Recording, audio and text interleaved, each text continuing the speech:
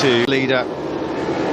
Just under 20,000 fans then are here today in attendance for this Barcelona battle of MotoGP. 5 consecutive poles for the first time since 2014. The first Frenchman to have 5 consecutive in Barcelona for Valentino Rossi and 10 wins. It would be some story, wouldn't it, if somehow he managed to get Rossi after all. Quartararo then with a 24-point lead. You could argue that's comfortable already heading into this one. Can he extend? He's had at least one rider on a podium here in Barcelona every year since 2007. Watching from around the world, and just under 20,000 fans here in the grandstands as well. Can anyone stop Fabio Quartararo? The only question that Fabio Quartararo will be thinking as well will be that closing stages of the race. 3 different back wins here. Well, he knows the way to the top step of the podium in Barcelona, Fabio Quartararo. His first win is the big favourite here as we're about to get underway. The MotoGP beasts are ready. And away we go in MotoGP. Not a brilliant start from Jack Miller initially as the lights went out, and Quartararo has bolted down to lead. How vital could that be? Jack Miller exactly where he wanted to be. It looks like Miguel Oliveira got away exceptionally to third. That was a great move from Oliveira, very brave indeed to go up into second place. Pol Espargaro's taking an interesting inside line. We're losing places already. Zarco was in wide. He's charging through the pack. He's up into 4th spot. That's excellent from the 9th he started. He's 13th through sector 2 on lap 1. This is scrappy already, isn't it? A bit further back. There's Aleix Espargaro going through on 10. Likewise, Quartararo won't be able to fling up the inside of the Portuguese man as well. Maverick Vinales up the inside there of Brad Binder. That's for likewise. His teammate lost quite a few places. The Italians have had a shocker, Steve. Rossi's gone backwards. Bagnaia too. And on the exit there, onto the start straight. A bit of a wobble from Miller, and that allows the slipstream effect to come into play here for number 88. And Binder into turn 1. Stunning first lap though. A world champion's first lap from the world champion. Mir started 10th. All qualifying yesterday. So there is Maverick Vinales, the Monster Energy Yamaha rider, behind Johann Zarco. What? Yeah, and Quartararo will hear that factory Suzuki behind him. Aleix Espargaro's had an excellent first lap and a half. And Aleix Espargaro just getting a little bit impatient there on Miller, wasn't he, through turn 7? You don't often see Quartararo making mistakes, but that was costly. Brad Binder and Maverick Vinales all very close to each other in the hunt for 7th. Yeah, Binder just can't find a way through at the moment. On a couple of corners, these beautiful fast right-handers that bring you onto the 1 kilometre start-finish straight. Oliveira on the KTM from Miller. Is the fastest rider on circuit on his Aprilia RSGP in 4th place as we head down towards turn 1 then. It's KTM Ducati. Or first lap, he's the fastest man on circuit by a mile. A 40.535 from the Italian. That was about... Goes deep, but he manages to pull it back in. Great start then for Miguel Oliveira. I think Quartararo's lost the position to Zarco as well, Steve. Yeah, he has. He's down the hill into turn 5, and this is where he made the mistake on the previous lap, getting up the inside of Miller. That cost him places to green, and he lost 2 places, lost all of his momentum. So he's got more work to do than he was hoping for. No drive whatsoever up the hill. And he got railroaded there by Brad Binder. Well, he came back onto circuit, and unfortunately everyone's leant over, so they can't see that had come from. Binder just cannot find a way through on Vinales. He's been tucked on his back wheel now for all 3 laps. He's got a lead now just under half a second, 40.594 from the Portuguese man. That was 3/10 quicker than Miller on that lap. He's got brilliant rhythm, definitely got the pace to break away. Crucially on that last lap as well, Steve. Quartararo had enough of a buffer. This has been for Marc Marquez as well. He's closing in on this group. Look at the number 93 just on the tail now of Johann Zarco. Really.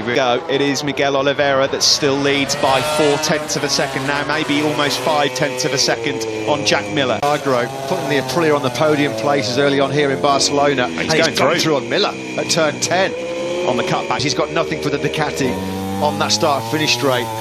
So he was trying to get through on Miller at 10, and then perhaps use an Aprilia will never in a million years out-drag a Ducati. And the problem is that's given Oliveira another couple of tenths, that overtaking ahead of Aleix. So Aleix momentarily popped his nose into second place, but has now dropped back to 4th. He can see Oliveira trying with clear track ahead of him.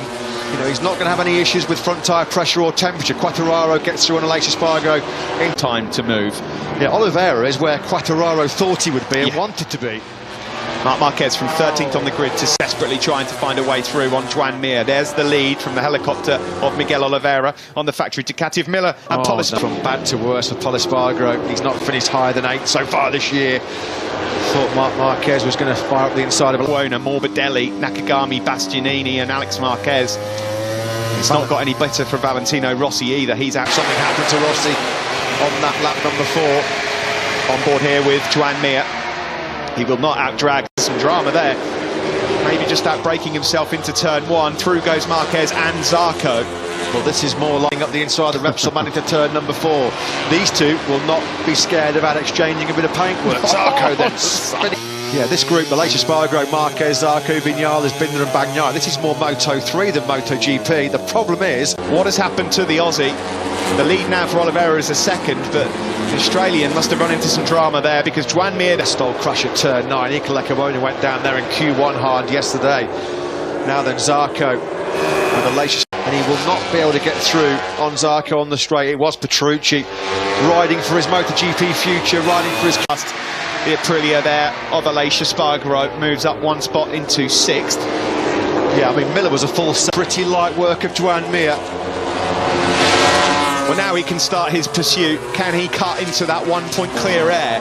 He'll probably try and just get into those 139s, and no one was able to match that yesterday in FP4. Can get through on Miller and Mir, who are two of the hardest men to overtake in MotoGP. He made light work of the world champion Suzuki in turn. This is MotoGP at its finest though, folks. 6 different manufacturers inside the top 7. That's excellent. Oliveira it is that leads. The gap already down by 1/10 through sector 3. We'll have a look at it. He was able to take 3/10 out of Quartararo in sectors 1 and 2, and then Quartararo brings a little bit of time back in sector 3. Yeah, 10th covering the top 2 men. Miguel was given the information as to who it was that has just moved up into 2nd place, so he'll know. Vinales, Binder, Bagnaia in the top 10. That's the group that you can see, and then further back there, Iker Lecuona. Morbidelli, I mean, he's about half a second slower on that last lap than this man, Oliveira. The gap from number 12, you can see Maverick Vinales, then it's Brad Binder, who still can't fudge his way through. He's struggling. Taki Nakagami's been issued with a long lap penalty. The 3rd consecutive race that the 8-time world champion has crashed out. Good spot there, Matt, but DNF's in their own his career, Steve. An unwanted milestone then for Marc Marquez, who was having certainly his best ride since for 10. Well, he got away with it 2 years ago when Jorge Lorenzo became a wrecking ball, didn't he, on Vinales, Dovizioso. It might not be the one you think it is. It's Joan Zarco, the Pramac Ducati rider. 2nd in the World Championship and a lot of life. So that's why he's got to take a long lap penalty. But Zarco then, the fastest man on circuit at the moment, in 5th. Wonder whether he could see Zarco just starting to really cut into some good rhythm. Zarco, the Frenchman, getting on, struggling to maintain the pace of Espargaro and Vinales ahead of them. They're just being cut adrift slightly, but this race could too. Last year, Steve, lap 9, that Fabio Quartararo did the best lap of the race. That was a 1:41.42.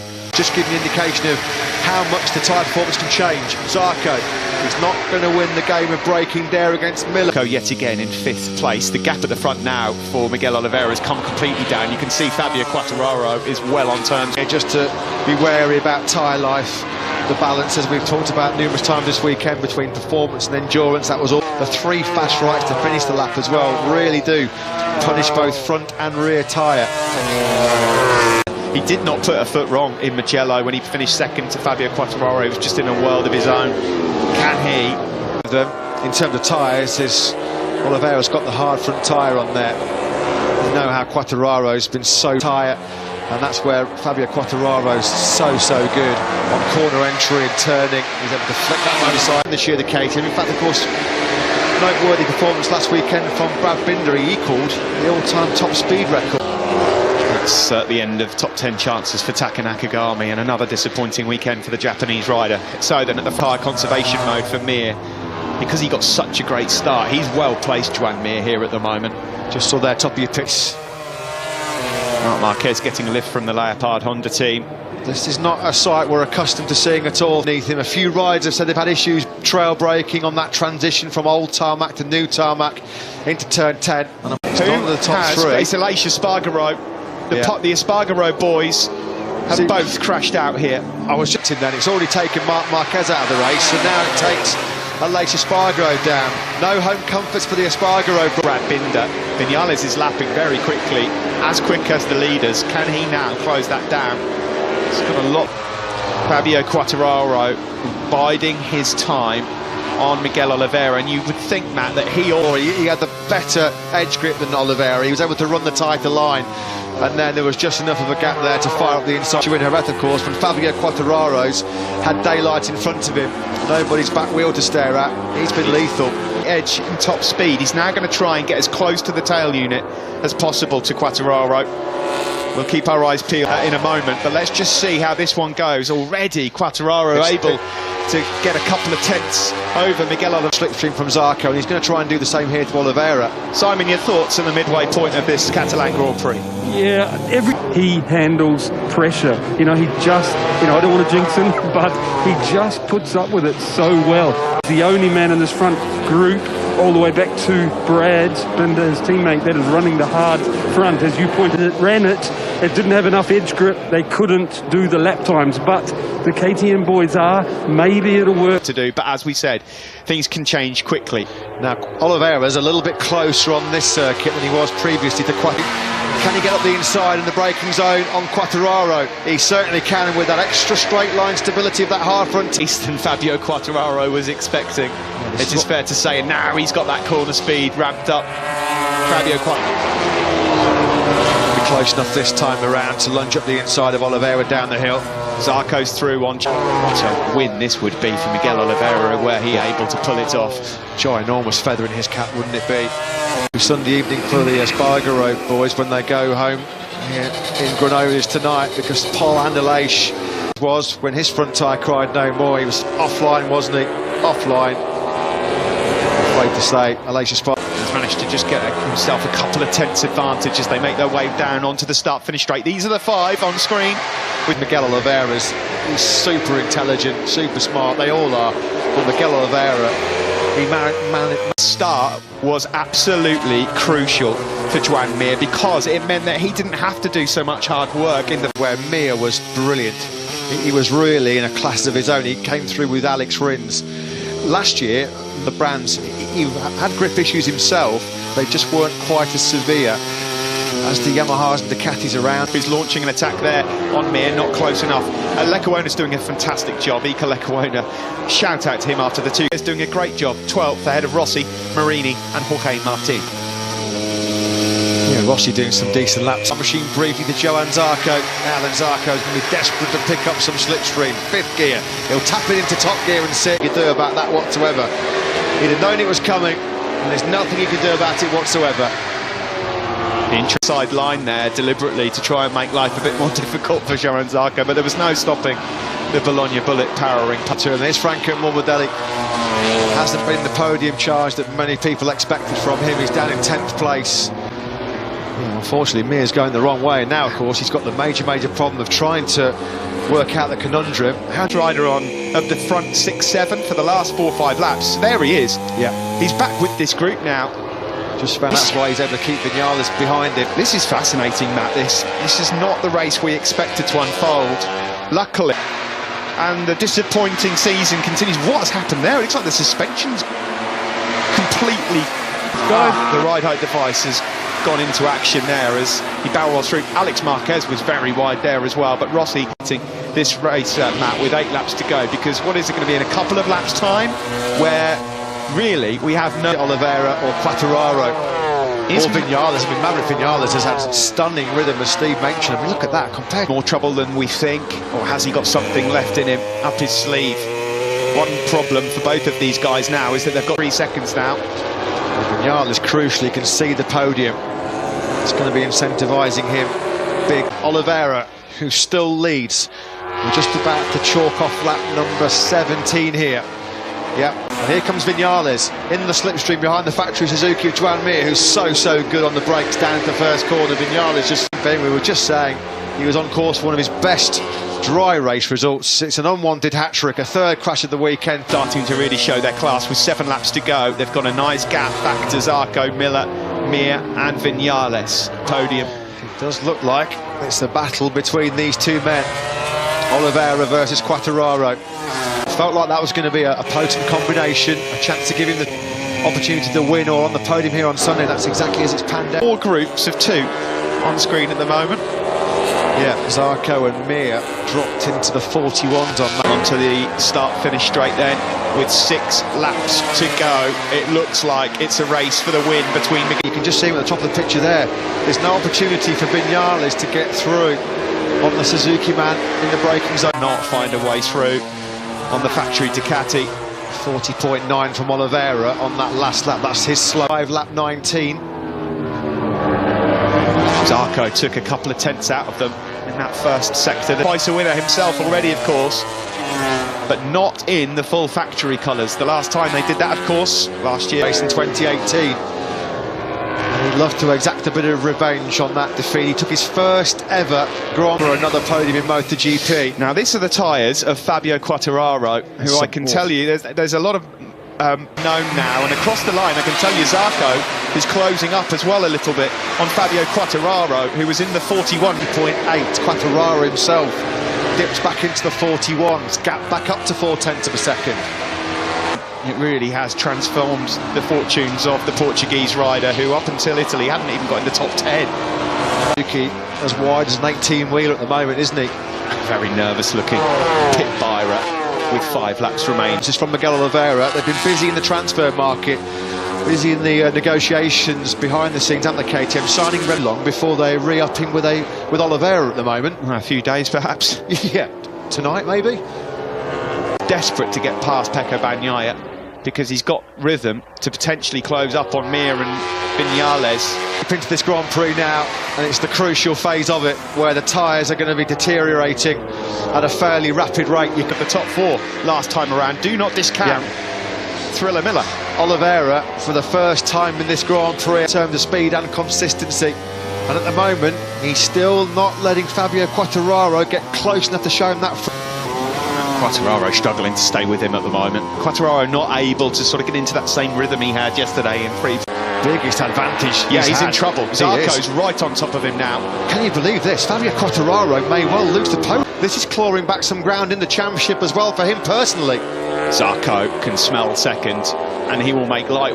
Hit your braking markers and stay close enough to Quartararo to use your advantage right here now as you wind it up to 6 gears. A 141.5 for Fabio Quartararo. He's going to try. Oh, he's almost lost the front there, and he's shaking his thought. Well, the bookie's favourite, Fabio Quartararo, doesn't look like he's winning the Catalan Grand Prix. On that high corner, the front just tugged from right underneath him. I think the right-hand side of Fabio Quartararo's front tyre is really struggling here. Thing surely here as Johan Zarco. He might have an opportunity earlier to maybe pull off a move into turn 10. We're going to watch a replay here of Quartararo. Has got some sort of issues. He's taking his chest protector out there of his leathers. Guys, it's his you can see his necklace and his bare chest. What's going on? What's happened to the leathers here? Harass. I've never seen anything like that. Likewise. Well, Miller's going to fly past him now and move up into third place. And the man who was favoured to win this Grand Prix, although he does him back on the cutback, is fading. Whether it's the combination of the leathers and the fading front tyre grip, whatever it is, that's his biggest problem. He's desperate. What it says about the rules in terms of this either, because it's not safe, is it? Let's be honest. No. I don't know whether Fabio Quartararo, he could end up getting a black flag here. I don't know. I've not got this in the bag just yet.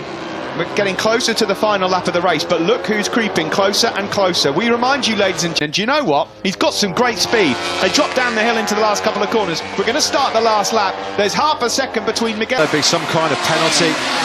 Will it be black flag? Will there be a DQ? He'll have seen on his pit board that Zarco's closing Miguel Oliveira. Yeah, and how ironic this would be if Zarco beats the factory. Left KTM halfway through a 2-year contract. We thought his MotoGP career was over, and he stands on the biggest moment. Can he get close enough, crucially, to make a move into turn 10? Because it would be very difficult to pull off anything anywhere else. Here in the back of your picture, can he find a way through on Quartararo? No, he can't. Miguel Oliveira normally in these situations mentally as corners. Quartararo has got a 3-second penalty. His podium has gone. The checkered flag is out, and it looks like this one is Miguel wins on the factory KTM here in Barcelona ahead of Joan Zarco and Quartararo, but he will not finish third. Absolutely sensational. Zarco takes second, Quartararo takes the checkered flag third, bare-chested as well, but he's made again 11 MotoGP podiums, his 8th runner-up spot, but Miguel Oliveira, absolute Quartararo's leathers. His front tyre we saw was graining badly as well. Dani Pedrosa, so much credit Up has been cut. Zarco takes